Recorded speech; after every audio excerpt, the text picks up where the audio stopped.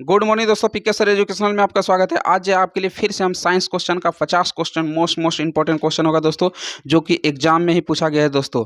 चलिए सबसे पहला सवाल की ओर बढ़ते हैं। आप सभी इसका उत्तर बताएंगे। निम्नलिखित में कौन सा एक कमजोर बल है? आप सभी इसका उत्तर बताइए। इसमें से कौन जो है कमजोर बल है? आप सभी इसका उत्तर बताइए। कमजोर बल हो जाएगा ऑप्शन नंबर बी, गुरुत्वाकर्षण बल जो है कमजोर बल है दोस्तों, या क्षीण बल है दोस्तों। चलिए अगला सवाल की ओर बढ़ते हैं। आप सभी इसका उत्तर बताएंगे। जी का मान के साथ बढ़ता है। आप सभी इसका उत्तर बताएंगे। इसका उत्तर क्या हो जाएगा? ऊंचाई में, कहता ऊंचाई में वृद्धि होगा, कहता आयतन में वृद्धि होगा, कहता आयतन में कमी होगा। नहीं दोस्तों, ऊंचाई में कमी हो जाएगा दोस्तों। जी के मान ऊपर जाएगा जैसे जैसे उसका कमी होगा, नीचे आएगा जी के मान तो क्या हो जाएगा? वृद्धि हो जाएगा दोस्तों। चलिए अगला सवाल की ओर बढ़ते हैं। आप सभी इसका उत्तर बताएंगे। पृथ्वी की वस्तु का वजन 200 न्यूटन है, तो इसका द्रव्यमान क्या होगा? आप सभी इसका उत्तर बताइए। इसका द्रव्यमान क्या हो जाएगा? इसका द्रव्यमान क्या हो जाएगा? किसी पृथ्वी का वजन 200 न्यूटन है, तो इसका द्रव्यमान कितना हो जाएगा? आप सभी इसका उत्तर बताएंगे। सॉरी दोस्तों, यहाँ जी के मान कितना लेना है? 10 लेना है दोस्तों। क्या आ जाएगा यहाँ पर? 10 हो जाएगा। 100 लिखा गया है, जी का मान कितना लेना है? 10 लेना है ना। तो वस्तु के भार बराबर क्या हो जाता है दोस्तों? भार बराबर हो जाता है, यानी डब्ल्यू बराबर हो जाता है क्या दोस्तों? M G. क्या हो जाता है दोस्तों? M G. हमको भार दे दिया, कितना दे दिया दोस्तों? 200 न्यूटन दे दिया है। जी के मान हमको कितना लेना है? 10 लेना है, यानी कि 200 में से भागा दे देना है कितना? 200 में से भागा दे देना है कितना? 10 के दे देना है, यानी कितना आ जाएगा? 20 kg आ जाएगा। द्रव्यमान कितना आ जाएगा? 20 kg। ऑप्शन नंबर 1 हो जाएगा दोस्तों। चलिए अगला सवाल की ओर बढ़ते हैं। आप सभी इसका उत्तर, कहता एक ब्लॉटिंग पेपर स्याही कैसे सोखता है? आप सभी इसका उत्तर बताएंगे। इसका उत्तर क्या हो जाएगा? कहता है ब्लॉटिंग पेपर स्याही कैसे सोखता है? आप सभी इसका उत्तर बताएंगे। इसका कैसे सोखता है? तो कोई केशिका हो जाएगा इसका दोस्तों। क्या हो जाएगा? केशिका कारणीय कैलेपरी क्रिया द्वारा होता है। किसके द्वारा होता है? कैलेपरी क्रिया द्वारा होता है। चलिए अगला सवाल की ओर बढ़ते हैं। आप सभी इसका उत्तर बताएंगे। किस सिद्धांत या नियम के आधार पर वस्तुएं अपनी, कहता है पानी में तैरती है? आप सभी इसका उत्तर बताएंगे। किस सिद्धांत या नियम के आधार पर वस्तुएं पानी में तैरती है? आप सभी इसका उत्तर बताएंगे। इसका उत्तर क्या हो जाएगा मेरे साथी? इसका उत्तर क्या हो जाएगा? सभी दोस्त इसका उत्तर बताएंगे। इसका उत्तर क्या हो जाएगा? कहता किस सिद्धांत या नियम के आधार पर वस्तुएं अपनी पानी में तैरती है? आप सभी इसका उत्तर बताएंगे। पानी में तैरती है। आप सभी इसका उत्तर बताएंगे। इसका उत्तर क्या हो जाएगा? पानी में तैरती है किसके सिद्धांत पर आधारित है दोस्तों? आप सभी इसका उत्तर बताएंगे। इसका उत्तर क्या हो जाएगा? आर्कमिटीज होगा क्या दोस्तों? ऑप्शन नंबर सी हो जाएगा। आर्कमिटीज के नियम पर आधारित है दोस्तों, जो कि पानी में वस्तुएं, सभी वस्तुएं तैरती है दोस्तों। तैरने डूबने की बात करेगा तो दोस्तों आर्कमिटीज के सिद्धांत मार दीजिएगा, उत्तर सभी से हो जाएगा दोस्तों। चलिए अगला सवाल की ओर बढ़ते हैं। किसके कारण से बादल आकाश में तैरते हैं? आप सभी इसका उत्तर बताइए। इसका उत्तर क्या हो जाएगा? किसके कारण बादल आकाश में तैरते हैं? आप सभी इसका उत्तर बताएंगे। इसका उत्तर क्या हो जाएगा? निम्न घनत्व के कारण। ऑप्शन नंबर 4 हो जाएगा। निम्न घनत्व के कारण आकाश में बादल तैरते हैं। चलिए निम्नलिखित में से कौन सा विद्युत आवेश का सुचालक है? आप सभी इसका उत्तर बताएंगे। विद्युत आवेश का सुचालक है, यानी चालक है दोस्तों। आप सभी इसका उत्तर बताएंगे। विद्युत आवेश का सुचालक है, इसमें एक ही गुण मात्र है दोस्तों, तांबा। तांबा क्या हो जाएगा? विद्युत आवेश का सुचालक है दोस्तों। चलिए अगला सवाल बताइए। इसका उत्तर क्या होगा? थर्मस फ्लक्स के आविष्कार किसने किया था? थर्मस फ्लक्स का आविष्कार किसने किया? आप सभी इसका उत्तर बताएंगे। थर्मस फ्लक्स का आविष्कार किसने किया? आप सभी इसका उत्तर बताएंगे। इसका उत्तर हो जाएगा डिवार ने किया दोस्तों। ऑप्शन नंबर 1 हो जाएगा। डिवार ने किया था। चलिए अगला सवाल की ओर बढ़ते हैं। आप सभी इसका उत्तर बताएंगे। पानी का क्वथनांक बिंदु कितना होता है? फ़ारेनहाइट में बताना है दोस्तों। इसका उत्तर क्या हो जाएगा? पानी का क्वथनांक बिंदु कितना होता है? आप सभी इसका उत्तर बताइए। इसका उत्तर क्या हो जाएगा? बॉइलिंग पॉइंट कितना हो जाता है दोस्तों? तो कितना हो जाएगा? 212 फ़ारेनहाइट हो जाएगा दोस्तों, और डिग्री सेल्सियस में 100 हो जाएगा दोस्तों। चलिए अगला सवाल की ओर बढ़ते हैं। आप सभी इसका उत्तर बताएंगे। इसका उत्तर क्या हो जाएगा? पानी के वाष्पन की गुप्त उष्मा के बराबर होती है। किसके गुप्त उष्मा के बराबर होते हैं? पानी के गुप्त उष्मा कितना होता है? आप सभी इसका उत्तर बताएंगे। इसका उत्तर क्या हो जाएगा? इसका उत्तर हो जाएगा 536 कैलोरी हो जाएगा दोस्तों। ऑप्शन नंबर सी हो जाएगा। 536 कैलोरी। चलिए अगला सवाल की ओर बढ़ते हैं। ताप मापने हेतु उपयोग किया जाता है। ताप मापने हेतु उपयोग किया जाता है, किसका उपयोग किया जाता है? आप सभी इसका उत्तर बताएंगे। इसका उत्तर क्या हो जाएगा मेरे भाई? ताप मापने हेतु उपयोग किया जाता है, थर्मामीटर का प्रयोग किया जाता है। यानी किसका प्रयोग करता है? थर्मामीटर का प्रयोग किया जाता है। ऑप्शन नंबर बी हो जाएगा। चलिए अगला सवाल की ओर बढ़ते हैं। सूर्य द्वारा उत्सर्जित हानिकारक विकिरण कौन है? आप सभी इसका उत्तर बताएंगे। इसका उत्तर क्या हो जाएगा? सूर्य द्वारा उत्सर्जित हानिकारक विकिरण कौन है? तो परावैंगनिक किरण है। परावैंगनिक विकिरण है। कौन है? परावैंगनिक विकिरण। ऑप्शन नंबर बी हो जाएगा। परावैंगनिक विकिरण। चलिए अगला सवाल की ओर बढ़ते हैं। आप सभी विद्युत ऊर्जा का वाणिज्यिक इकाई क्या है? आप सभी इसका उत्तर बताएंगे। विद्युत ऊर्जा की वाणिज्यिक इकाई क्या है? KWH है, किलोवाट घंटा होता है। किलोवाट घंटा होता है। ऑप्शन नंबर बी हो जाएगा। चलिए अगला सवाल की ओर बढ़ते हैं। आप सभी इसको, यदि तापमान बढ़ता है तो ध्वनि की गति क्या होगा? आप सभी इसका उत्तर बताएंगे। यदि तापमान बढ़ेगा तो ध्वनि की गति क्या होगा? आप सभी इसका उत्तर बताएंगे। तापमान बढ़ेगा तो ध्वनि की गति बढ़ता है दोस्तों। ऑप्शन नंबर बी हो जाएगा, तापमान बढ़ेगा तो ध्वनि की क्या हो जाएगा, गति बढ़ता है दोस्तों। चलिए अगला सवाल की ओर बढ़ते हैं। आप सभी इसका उत्तर बताएंगे। वोल्ट मीटर का उपयोग मापने के लिए किया जाता है, किसका उपयोग किया जाता है? वोल्ट मीटर को मापने के लिए उपयोग किया जाता है तो विभवांतर मापने के लिए। वोल्ट मीटर से विभवांतर को मापने के लिए प्रयोग किया जाता है। ऑप्शन नंबर बी हो जाएगा, ऑप्शन नंबर बी हो जाएगा। चलिए अगला सवाल की ओर बढ़ते हैं। आप सभी इसका उत्तर। लोहे में जंग लगना कैसा परिवर्तन है? आप सभी इसका उत्तर बताएंगे। इसका उत्तर क्या आएगा? लोहे में जंग लगना कैसा परिवर्तन है तो दोस्तों तो रासायनिक परिवर्तन है। ऑप्शन नंबर 4 हो जाएगा, रासायनिक परिवर्तन है दोस्तों। चलिए अगला सवाल की ओर बढ़ते हैं। आप सभी इसका। एक तत्व की परमाणु संख्या 13 है तो इसके तत्व में कितने सेल होते हैं? आप सभी इसका उत्तर बताएंगे। इसके तत्व में कितने सेल हो जाएगा तो 3 हो जाएगा दोस्तों। किसी तत्व की परमाणु संख्या 13 है तो उसके तत्व में कितने सेल होगा? 3 हो जाएगा दोस्तों। यानी परमाणु संख्या जैसे लिखते हैं क्या 2 8 फिर 8 2 10 13 है तो दोस्तों 3 हो जाएगा। जो अंतिम सेल होता है उसी को बोलते हैं सेल दोस्तों। चलिए अगला सवाल की ओर बढ़ते हैं। आप सभी इसका उत्तर बताएंगे। निम्नलिखित में कौन सा किसी धातु का इलेक्ट्रॉनिक विन्यास नहीं है दोस्तों? आप सभी इसका उत्तर बताएं। धातु की इलेक्ट्रॉनिक विन्यास नहीं है दोस्तों। आप ध्यान से पढ़िए, इसका उत्तर मारिए दोस्तों। इसका उत्तर क्या हो जाएगा? है ना दोस्तों। धातु के बाह्यतम कक्षम कितना होता है? एक होता है, 2 होता है, 3 होता है दोस्तों, है ना। लेकिन अधातु में कितना होता है? 5 6 7 8 हो जाता है दोस्तों। यानी ऑप्शन नंबर 4 हो जाएगा दोस्तों। क्या हो जाएगा? ऑप्शन नंबर 4 हो जाएगा। ऐसे भी है ना। चलिए अगला सवाल की ओर बढ़ते हैं। आप सभी इसका उत्तर बताएंगे। इसका उत्तर क्या है? परमाणु क्रमांक को किस अक्षर द्वारा निरूपित किया जाता है? आप सभी इसका उत्तर बताइए। परमाणु क्रमांक किस अक्षर द्वारा निरूपित किया जाता है? परमाणु क्रमांक किस अक्षर द्वारा होता है? जैसे सोडियम होता है दोस्तों, सोडियम होता है जो नीचे में लिखा जाता है जेड से लिखा जाता है, ऊपर एटॉमिक मास होता है दोस्तों, यानी जेड से सूचित है। परमाणु क्रमांक किसके द्वारा सूचित जाता है? जेड द्वारा। ऑप्शन नंबर सी हो जाएगा दोस्तों। चलिए अगला सवाल की ओर बढ़ते हैं। एक तत्व का इलेक्ट्रॉनिक विन्यास 2 8 4 है तो तत्व का नाम क्या है? आप सभी इसका उत्तर बताइए। 2 8 4 यानी 14 किसका होता है? जो 14 जो परमाणु संख्या होता है। आप सभी इसका उत्तर बताएंगे। 14 जो होता है सिलिकॉन का होता है दोस्तों। ऑप्शन नंबर 2 हो जाएगा सिलिकॉन का। चलिए अगला सवाल की ओर बढ़ते हैं। निम्नलिखित में कौन सा ऑक्साइड अम्लीय नहीं है? आप सभी इसका उत्तर बताइए। अम्लीय नहीं है तो आप सभी इसका उत्तर बताइए। इसका उत्तर क्या आ जाएगा? आप इस प्रकार के क्वेश्चन को आसानी से मार सकते हैं दोस्तों। CO यानी कार्बन मोनोऑक्साइड दोस्तों अम्लीय नहीं है दोस्तों। जिसमें 2 लग जाए, 3 लग जाए, 4 लग जाए, वो सब हो जाता है अम्लीय दोस्तों। जिसमें कुछ ना लगल रहे वो क्या हो जाएगा? हमारा क्या हो जाएगा? अम्लीय नहीं होगा। चलिए अगला सवाल की ओर बढ़ते हैं। आप सभी इसका उत्तर बताएंगे।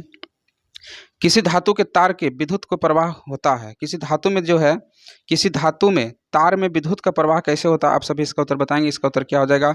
आयनन के कारण हो जाएगा दोस्तों। ऑप्शन नंबर सी हो जाएगा। आयनन के कारण जो है किसी धातु में तार के विद्युत का प्रवाह होता है दोस्तों। चलिए अगला सवाल की ओर बढ़ते हैं। आप सभी इसका उत्तर बताएंगे। वास्तविक रूप से पृथ्वी की धारिता कितने होते हैं? आप सभी इसका उत्तर बताएंगे। वास्तविक रूप से पृथ्वी की धारिता कितना होता है तो 711 माइक्रोफैराड हो जाएगा दोस्तों। ऑप्शन नंबर सी हो जाएगा। 711 माइक्रोफैराड होता है दोस्तों। चलिए अगला सवाल की ओर बढ़ते हैं। C6H क्या है? C6H क्या है? आप सभी H6 क्या है? आप सभी इसका उत्तर H6 क्या है? आप सभी इसका उत्तर बताएंगे। इसका उत्तर क्या हो जाएगा? इसका उत्तर क्या हो जाएगा दोस्तों? इसका उत्तर हो जाएगा बेंजीन। ऑप्शन नंबर सी हो जाएगा मेरे भाई। क्या हो जाएगा? ऑप्शन नंबर सी हो जाएगा बेंजीन। चलिए अगला सवाल की ओर बढ़ते हैं। दही में कौन सा अम्ल पाया जाता है? आप सभी इसका उत्तर बताइए। इसका उत्तर क्या हो जाएगा? दही में कौन सा अम्ल पाया जाता है? आप सभी इसका उत्तर बताइए। इसका उत्तर क्या हो जाएगा? दही में कौन सा अम्ल पाया जाता है तो लैक्टिक अम्ल पाया जाता है। ऑप्शन नंबर बी हो जाएगा। लैक्टिक अम्ल पाया जाता है। क्या इमली में कौन सा अम्ल पाया जाता है तो दोस्तों टार्टरिक अम्ल पाया जाता है। टार्टरिक एसिटिक अम्ल किसमें होता है? विनेगर में, यानी किसमें पाया जाता है? सिरका में दोस्तों, सितरा में। खट्टे फल में यानी नींबू में कौन सा अम्ल पाया जाता है दोस्तों? सिट्रिक अम्ल पाया जाता है। चलिए अगला, नींबू संतरा में सिट्रिक अम्ल पाया जाता है। चलिए अगला सवाल की ओर बढ़ते हैं। विनेगर किससे बना होता है? आप सभी इसका उत्तर बताइए। विनेगर किससे बना होता है? विनेगर एसिटिक अम्ल से बना होता है। ऑप्शन नंबर बी हो जाएगा। विनेगर किससे बना होता है? एसिटिक अम्ल से बना होता है। ऑप्शन नंबर बी हो जाएगा। चलिए अगला सवाल की ओर बढ़ते हैं। आप सभी इसका उत्तर बताइए। बहुत ही आसान सवाल आ गया दोस्तों। C6H12O6 का रासायनिक सूत्र क्या है? आप सभी इसका उत्तर बताएंगे। इसका उत्तर क्या हो जाएगा? C6H12O6 किसका रासायनिक सूत्र है? आप सभी इसका उत्तर बताइए। यानी ग्लूकोज का है दोस्तों। ऑप्शन नंबर बी हो जाएगा। ग्लूकोज का है दोस्तों। क्या हो जाएगा? ग्लूकोज का है। चलिए अगला सवाल की ओर बढ़ते हैं। आप सभी इसका उत्तर बताइए। निम्नलिखित में से किसमें सर्वाधिक मात्रा में सिट्रिक अम्ल पाया जाता है? आप सभी इसका उत्तर बताइए दोस्तों। इसका उत्तर क्या हो जाएगा? निम्नलिखित में किसमें सर्वाधिक मात्रा में सिट्रिक अम्ल पाया जाता है तो नींबू में दोस्तों सिट्रिक अम्ल पाया जाता है। सिट्रिक अम्ल। चलिए अगला सवाल की ओर बढ़ते हैं। आप सभी इसका उत्तर बताइए। निम्नलिखित में सबसे दुर्बल अम्ल कौन है? आप सभी इसका उत्तर बताइए। सबसे दुर्बल अम्ल कौन है? याद रखिएगा दोस्तों। इसका उत्तर क्या हो जाएगा? बेंजोइक अम्ल हो जाएगा। याद रखिएगा सभी दोस्त, बेंजोइक अम्ल हो जाएगा। दुर्बल अम्ल क्या हो जाएगा? बेंजोइक अम्ल हो जाएगा। चलिए अगला सवाल की ओर बढ़ते हैं। आप सभी अधातु के ऑक्साइड आमतौर पर से होते हैं, क्या होते हैं? अधातु के ऑक्साइड क्या होते हैं? आप सभी उत्तर बताइए। इसका उत्तर क्या हो जाएगा? अधातु का ऑक्साइड होता है अम्लीय होता है दोस्तों। अधातु को पूछेगा तो क्षारीय होता है दोस्तों, याद रखिएगा। चलिए अगला सवाल की ओर बढ़ते हैं। आप सभी इसका उत्तर बताएंगे। तरल अवस्था में पाए जाने वाले अधातु कौन से? तरल अवस्था में पाए जाने वाले अधातु है, सॉरी क्या है दोस्तों, ध्यान से मारिएगा दोस्तों, अधातु लिखा गया है, इसका उत्तर क्या हो जाएगा? इसका उत्तर हो जाएगा कौन हो जाएगा दोस्तों? तो ब्रोमीन हो जाएगा। क्या हो जाएगा? ब्रोमीन। और कहेगा धातु के रूप में जो है तरल अवस्था में क्या पाया जाता है? तो पारा हो जाएगा। धातु के रूप में रहता है पारा और अधातु के रूप में रहता है ब्रोमीन। चलिए अगला सवाल की ओर बढ़ते हैं, आप सभी इसका उत्तर बताइए। लोहे के कठोर एवं मजबूत बनाने के लिए निम्नलिखित में क्या मिलाया जाता है? लोहा का अगर जो कठोर एवं मजबूत बनाना है तो उसमें क्या मिला देंगे दोस्तों? तुम क्या क्या हो जाएगा? कठोर हो जाएगा। तो इसका ऑप्शन हो जाएगा सी, यानी कार्बन मिला देंगे तो दोस्तों तो क्या हो जाएगा? हमारा कठोर बन जाएगा लोहा। चलिए अगला सवाल की ओर बढ़ते हैं, आप सब इसका उत्तर बताएंगे। सौर पैनल निम्नलिखित में कौन सी धातु का प्रयोग किया जाता है? सौर पैनल में किसका प्रयोग किया जाता है? आप सभी इसका उत्तर बताएंगे। इसका उत्तर हो जाएगा सिलिकॉन हो जाएगा। ऑप्शन नंबर बी हो जाएगा, सिलिकॉन जो हो जाएगा सौर पैनल बनाने में प्रयोग किया जाता है। चलिए अगला सवाल की ओर बढ़ते हैं, आप सभी इसका उत्तर बताएंगे। वैसलीन, वैसलीन जिसे वैसलीन कहते हैं दोस्तों, निर्माण में प्रयोग किया जाने वाला रसायन कौन कौन है? आप सभी इसका उत्तर बताएंगे। इसका उत्तर क्या हो जाएगा? वैसलीन के निर्माण में प्रयोग किया जाने वाला रसायन कौन सा है? आप सभी इसका उत्तर बताएंगे। इसका उत्तर हो जाएगा सभी हो जाएगा दोस्तों। पैराफिन, मोम हो जाएगा, खनिज तेल हो जाएगा, पेट्रोलियम तेल, सभी से बनता है दोस्तों, सभी मिलकर के बन जाता है वैसलीन। चलिए अगला सवाल की ओर बढ़ते हैं, आप सभी इसका उत्तर बताएंगे। निम्नलिखित में कौन सा भीन को चुने? भीन क्या है दोस्तों? आप सभी इसका चुने, भीन को चुने, क्या हो जाएगा इसमें उत्तर? इसका उत्तर बताइए दोस्तों। इसका उत्तर हो जाएगा पीतल हो जाएगा दोस्तों। ये भीन है दोस्तों, जो कि तामा जस्ता के मिश्रण है, बाकी सब अकेला रहता है दोस्तों। चलिए अगला सवाल की ओर बढ़ते हैं, आप सभी इसका उत्तर बताएंगे। कहता है पीतल मिश्र धातु है, आप सभी इसका उत्तर बताइए। इसका उत्तर क्या हो जाएगा? पीतल मिश्र धातु है, किसका है तो दोस्तों? तामा जस्ता के मिश्र धातु है। ऑप्शन नंबर 1 हो जाएगा दोस्तों। ऑप्शन नंबर 1 हो जाएगा तामा जस्ता का मिश्र धातु है दोस्तों। चलिए अगला सवाल की ओर बढ़ते हैं, आप सभी इसका उत्तर बताएंगे। निम्नलिखित में से कौन सी मिश्र धातु टीन से होती है? टीन के मिश्र धातु है, आप सभी इसका उत्तर बताइए। निम्नलिखित में जो टीन के मिश्र धातु है दोस्तों, तो सोल्डर जो है टीन का मिश्र धातु है, शीशा टीन से मिश्रण होता है दोस्तों, शीशा टीन से मिश्रण होता है। चलिए अगला सवाल की ओर बढ़ते हैं, आप सभी इसका उत्तर बताएंगे। इसका उत्तर क्या हो जाएगा? कहता है जब एक धातु पानी के साथ अभिक्रिया करती है तो कौन सी गैस निकलती है दोस्तों? आप सभी इसको, एक धातु पानी के साथ अभिक्रिया करती है तो कौन सी गैस निकलती है दोस्तों? तो आप सभी इसका उत्तर बताइए। कोई भी धातु होगा पानी के साथ अभिक्रिया करेगा तो कौन सा गैस निकलेगा दोस्तों? हाइड्रोजन गैस निकलता है, हाइड्रोजन गैस निकलता है, हाइड्रोजन गैस। याद रखिएगा दोस्तों, कोई भी पानी के साथ धातु अभिक्रिया करेगा तो हाइड्रोजन गैस ही निकलेगा दोस्तों। चलिए अगला सवाल की ओर बढ़ते हैं, आप सभी इसका उत्तर बताएंगे। इसका उत्तर क्या आ जाएगा? अमोनिया का व्यवहार, कहता है व्यावसायिक निर्माण किस प्रक्रिया द्वारा होती है? अमोनिया का निर्माण किस, कहता है अमोनिया का व्यावसायिक निर्माण किस प्रक्रिया द्वारा होता है? आप सभी इसका उत्तर बताएंगे। हाइबर प्रक्रिया द्वारा होता है दोस्तों, हाइबर विधि द्वारा अमोनिया का निर्माण होता है दोस्तों। चलिए अगला सवाल की ओर बढ़ते हैं, आप सभी इसका उत्तर।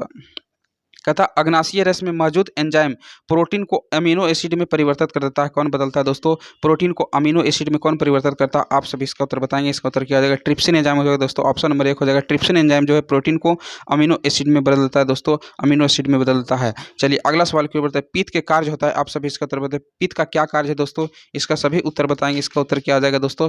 पित्त का कार्य होता है पाइसीकरण, भोजन को क्या कर देता है? पाइसीकरण कर देता है दोस्तों। चलिए अगला सवाल की ओर बढ़ते हैं, आप सभी इसका उत्तर बताएं। किस प्रक्रिया द्वारा आहार नली में भोजन जाता है?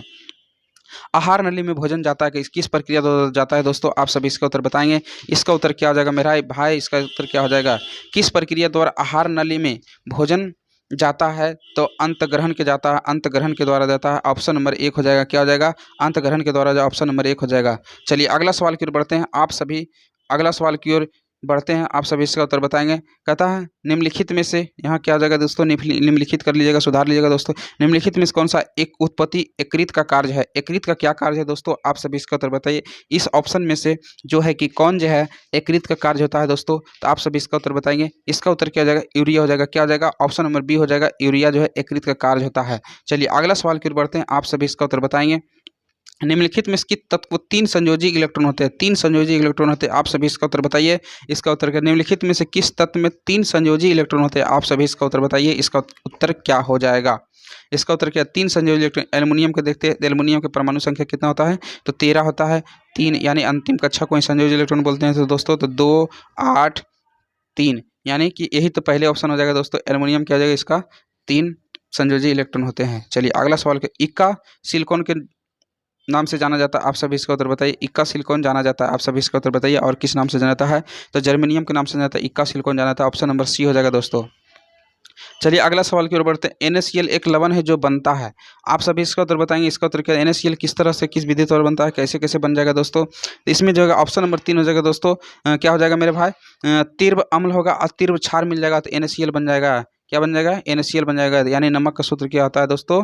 NaCl होता है। चलिए अगला सवाल की ओर बढ़ते हैं, आप सभी इसका उत्तर बताएंगे। इसका उत्तर क्या हो जाएगा? नींबू के रस का pH मान कितना होता है? नींबू के रस का पीएच मान कितना होता है? तो 2.2 होता है। ऑप्शन नंबर 2 हो जाएगा, 2.2 हो जाता है। क्या आ जाएगा? 2.2 हो जाता है। नींबू रस का पीएच मान होता है। शुद्ध जल का पीएच मान कितना होता है? तो 7 होता है। चलिए अगला सवाल की ओर बढ़ते हैं। आप सभी इसका उत्तर बताएंगे। लाल चींटियों में कौन सा अम्ल पाया जाता है? आप सभी इसका उत्तर बताइए। लाल चींटियों में कौन सा अम्ल पाया जाता है? तो फॉर्मिक अम्ल पाया जाता है। लाल चींटियों में कौन सा अम्ल पाया जाता है? फॉर्मिक अम्ल कहेगा। बिच्छू के डंक में भी कौन सा अम्ल पाया जाता है? तो फॉर्मिक अम्ल ही पाया जाता है दोस्तों। चलिए अगला सवाल की ओर बढ़ते हैं। आप सभी, किस वनस्पति खाद्य में अधिकतम प्रोटीन होता है? अधिकतम प्रोटीन किसमें होता है? आप सब इसका उत्तर बताइए। इसका उत्तर क्या जाएगा? क्या लिखा है? सोयाबीन में जो होती है, क्या होता है? अधिकतम प्रोटीन होता है। ऑप्शन नंबर सी हो जाएगा, सोयाबीन। चलिए अगला सवाल क्या होता है? किस तत्व में स्वार्धिक समस्थानिक होते हैं? समस्थानिक स्वार्धिक किसमें होती है? तो रेडियम में स्वार्धिक समस्थानिक होते हैं। ऑप्शन नंबर बी हो जाएगा। ऑप्शन नंबर बी हो जाएगा, रेडियम के स्वार्धिक समस्थानिक होते हैं। जो कि आज का अंतिम सवाल था दोस्तों। जय हिंद, जय भारत।